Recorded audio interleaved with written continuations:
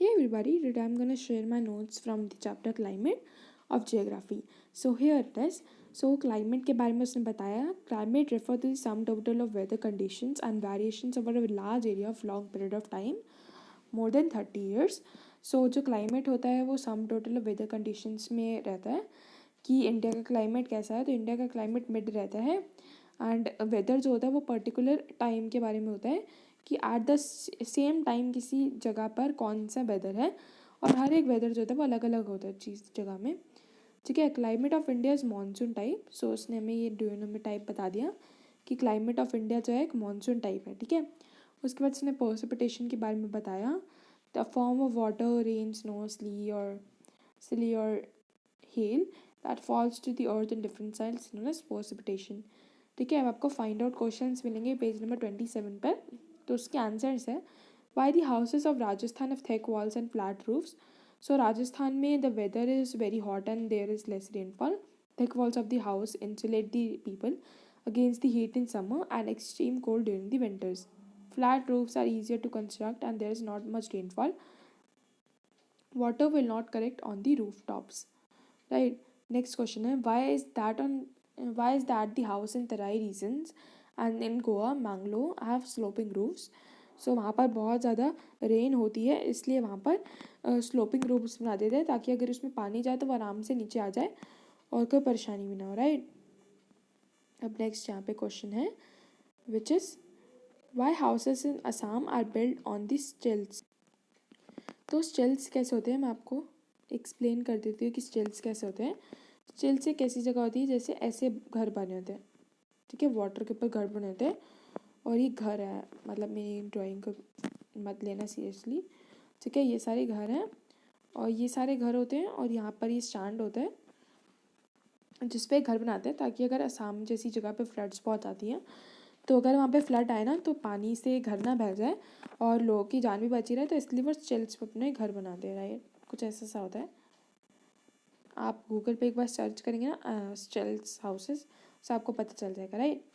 While most of the world's deserts are located in the western margins of continents in the subtropics.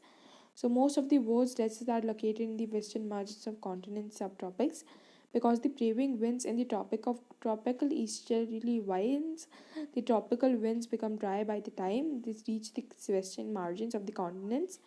So they result no rainfall. Right. ये find out question हो गए. अब मैं आपको climatic controls के बारे में बता रही हूँ. राइट. तो क्लाइमेटिक कंट्रोल 6 तरह के होते हैं. अगर अपने चैप्टर पढ़ा हो तो आपको पता होगा. Latitude, altitude, pressure, wind and distance from the sea, ocean currents and relief features. So latitude में मैंने लॉन्गिट्यूड भी बता दिया. आपको पता क्लियर होना चाहिए डाउट कि लैटिट्यूड लॉन्गिट्यूड क्या होते हैं. सो ये मदर अर्थ है. राइट. सो इसमें जो लेटे हुए होते हैं उसे हम लैटिट्यूड कहते हैं और जो लंबे लंबे होते हैं जो खड़े हुए होते हैं उसे हम लॉन्गिट्यूड कहते हैं.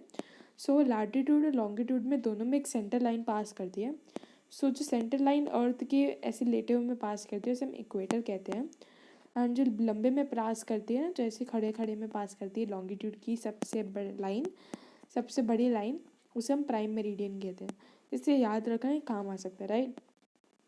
उसके बाद एल्टीट्यूड बताया.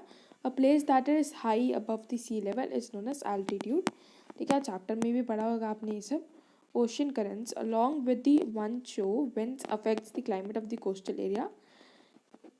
यही मैंने बताया कि अगर एक सी है, यहाँ पे सैंड है, तो अगर सी है सैंड है तो समर में क्या होता है कि सैंड जो होती है वो बहुत गर्म होती है और पानी जो होता है वो बहुत ठंडा होता है. ऐसा क्यों होता है? क्योंकि इसकी इवापोरेट हो जाती है तो यहाँ पे चली जाती है तो ये ठंडी हो जाती है. इसकी इवापोरेट होती है यहाँ पे चली जाती है तो सैंड ठंडी हो जाती है. राइट. ठीक है. इसके बाद हमने ये पढ़ लिया. नेक्स्ट है relief features. The characteristics that are related to landscape of specific area is known as relief features. So relief features में समझेगा characteristics that are related to landscape of a specific area. हर एक landscape में अलग अलग relief features होते हैं, उन्हें यहाँ पे relief features बोलकर रेफर कर रहे हैं. तो अभी तक हमने जो नोट शेयर करे हैं वो पेज नंबर 28 के फर्स्ट पैराग्राफ तक कंप्लीट है. अभी हमें उसके और आगे कंटिन्यू करना है विच इज़ हमारे कोरिलेसिस फोर्स की जो डेफिनेशन दे रखी है उसके बाद का सारा भी रहता है. राइट. सो उसे हम करेंगे पार्ट 2 में. Bye bye, meet you in the next video.